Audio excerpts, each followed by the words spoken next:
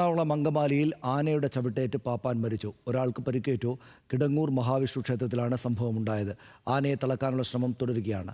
റഹീം അവിടെ നിന്ന് വിവരങ്ങൾ ചേരുന്നു. റഹീം, അങ്ങേറ്റ സങ്കടകരമായിട്ടുള്ള വാർത്തയാണല്ലോ. ഇപ്പോഴും ആനയെ തളക്കാൻ സാധിച്ചിട്ടില്ലേ?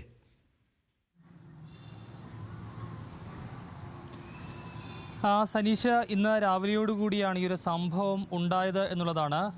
കിടങ്ങൂർ ക്ഷേത്രത്തിൽ, ആ ക്ഷേത്രത്തിന് സമീപമുള്ള മറ്റൊരു ക്ഷേത്രത്തിലേക്ക് ഉത്സവത്തിനായി എത്തിച്ച ആനയാണ് ഇടഞ്ഞത്. ആനയെ ഇപ്പോഴും തളയ്ക്കാൻ കഴിഞ്ഞിട്ടില്ല. ഈ ആനയുടെ 2 പാപ്പാന്മാർക്കും പരിക്കേറ്റിട്ടുണ്ട് എന്നുള്ളതാണ്. അതിൽ ഒരു പാപ്പാൻ മരണപ്പെട്ടിട്ടുണ്ട്. ഇവരുടെ പേര് വിവരങ്ങൾ ലഭ്യമായിട്ടില്ല.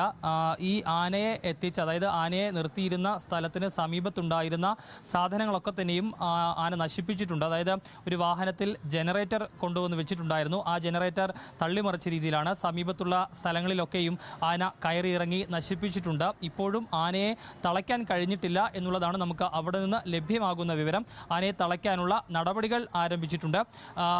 ആനയുടെ തൊട്ട് സമീപത്താണ് ഈ 2 പാപ്പാന്മാരും നിന്നിരുന്നത്. ആനയ്ക്ക് മതപ്പാടുണ്ടായി എന്നാണ് മനസ്സിലാക്കുന്നത്. ആ സമയം ഈ അടുത്തുണ്ടായിരുന്ന പാപ്പാന്മാരെ ആന തൊഴിക്കുകയായിരുന്നു. അതിൽ ഒരാൾ തെറിച്ച് വീണു ഗുരുതരമായി തന്നെ പരിക്കേറ്റുണ്ടായ ആശുപത്രിയിലേക്ക് മാറ്റിയിരിക്കുകയാണ്. മറ്റൊരു പാപ്പാൻ, അയാൾക്ക് ഗുരുതരമായി പരിക്കേറ്റു. ആശുപത്രിയിലേക്ക് എത്തിക്കും വഴിയാണ് അദ്ദേഹം മരണപ്പെട്ടതെന്നുള്ളതാണ് നമുക്ക് ലഭ്യമാകുന്ന വിവരം. ഏതായാലും ആനയെ തളയ്ക്കാൻ ആവശ്യമായ നടപടികൾ ഇപ്പോഴും പുരോഗമിക്കുന്നു. ഇതുവരെയും ആനയെ തളയ്ക്കാൻ കഴിഞ്ഞിട്ടില്ല എന്നുള്ളതാണ്.